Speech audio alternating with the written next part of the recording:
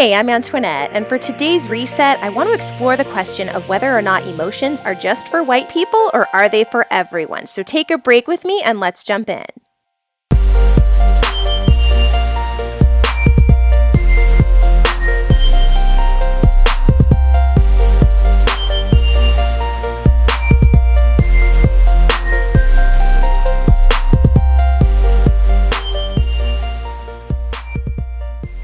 Welcome back to the Midday Reset, friends. And yes, today I would like to ask the question, are emotions just for white people? Are they only reserved for white people to experience? Because it seems as though we don't recognize emotion until it is displayed or portrayed or performed for us by a white person. Because there are several prominent people of color who have been faced with difficult circumstances, finding out some bad news or receiving information about just something devastating. Maybe they were trying for something big and it didn't come to fruition. Perhaps someone that they know or love was killed. Perhaps they are being spoken to in a manner that is not kind, that is not friendly. Either way, it seems that we don't acknowledge the emotion as readily when it is performed by someone who doesn't have white skin. One example of this that I can think of is Shikari Richardson, which, if you're not familiar with who she is, that's surprising because her name was all that anyone was talking about just a couple of weeks ago. But basically, Shikari Richardson is an athlete. She runs track and she was working towards qualifying. Actually, from my understanding, she did qualify for the Olympics. The problem was that she failed a drug test. And the reason she failed this drug test was because she had used cannabis upon finding out that her biological mother had passed away. The way that she found out about her biological mother passing away, though, is that a reporter mentioned this to Shikari as she was finishing an event, as she was finishing a race.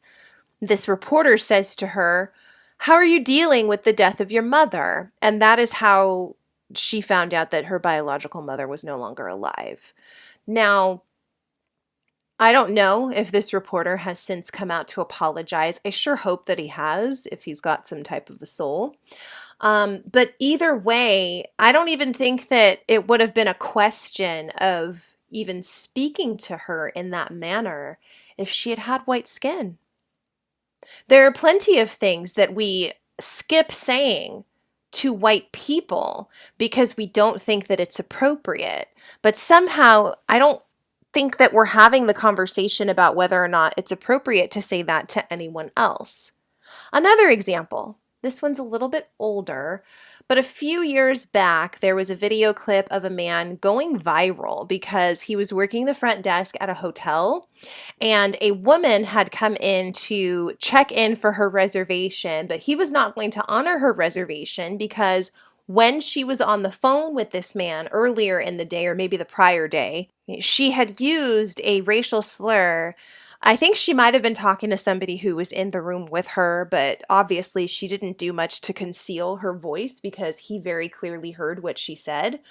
And because he heard what she said, he reported it to his manager, who then said that we don't have to honor this woman's reservation because she has disrespected one of our staff members in a pretty brutal way. I mean, you've never even met this person before, and yet you're reaching for such a deep racial slur. To me, that is an indication of something bigger happening with the person who said it. But basically, the clip that went viral was of this man saying, "Hey, it's above me now. You can't stay here. There's a Howard Johnson next door. Don't really know what else to tell you. It was awful for me to have to listen to you call me that slur. So I don't really have a whole lot of sympathy for you right now because you are now inconvenienced by not being able to stay at this hotel." And for the most part, it seemed like the world understood that situation for what it was. It's not okay to use racial slurs. It's not okay to be disrespectful to people and expect that they're still going to serve you and that they're still going to honor your wishes. No one is required to honor your wishes if you choose to act like an ass, quite frankly. But that's another situation that I can point to where, once again, it doesn't seem like the emotions, the public seemed to take that situation well, but it didn't seem like the woman and her family were taking into consideration that the other people in the world around them also have emotions. And maybe if you want to speak that way about someone, maybe put your phone on mute or wait until you hang up. Don't do it blatantly like that if that's what you feel. Can't control people's beliefs, can't stop people from believing what they believe, but most definitely you can keep your unwanted behaviors under wraps, especially if you don't want to be met with consequences for them. If you don't want to be met with the consequence of not being able to stay at a hotel, the same hotel where a man who you insulted works, then maybe you should tone it down with the racial slurs in your language and broaden your lexicon as well as deepen your emotional intelligence. And then one last situation, one that people probably aren't going to care for very much, but obviously I don't care. This podcast is mine and I will say what I want. It seems like the world is just so sympathetic to the drug issues that are plaguing some of today's prominent figures, which are very sad. It's heartbreaking to see how some people are dying at young ages because they can't seem to get their substance abuse under control. They're not reaching for the tools that were made available, or possibly they are not being given access to the tools that can help them. It's very devastating to see. Yet I can remember a time that wasn't that long ago, because it wasn't even 20 years ago, that we had a quite ailing Whitney Houston who very publicly was having a drug problem. Now, I know people want to go back and forth about what exactly that was, but I don't know of any other explanation that you can give for why a woman who was healthy, who had a healthy singing voice, and whose frame supported a healthy weight, all of a sudden could diminish into something that was very skeletal with erratic behavior spliced in between. I mean, all of it was just, it was bizarre. It was difficult to watch and it was bizarre. Whitney had a serious drug problem, but the world made a lot of jokes about Whitney's drug problem, get it together, figure it out, you're a crackhead, go to rehab, etc. It was very much, this is her problem and she needs to deal with it.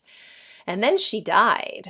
Hey, beautiful people. Thanks so much for tuning into my episode here on YouTube. You can hear the rest of this by going to Apple Podcasts or Spotify or iHeartRadio or any place where you get your podcasts. Take care and happy listening.